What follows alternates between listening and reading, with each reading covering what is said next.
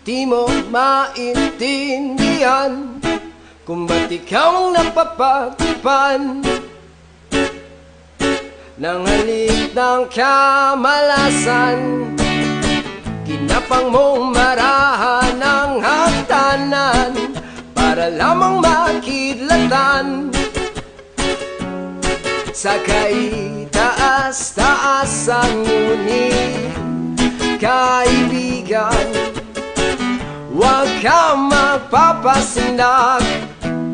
Kaibigan, easy lang saya. Dahil wala ring mangyayari, dahil walang mapapala, huwag mong pigilan ang pagbuhos ng ulan.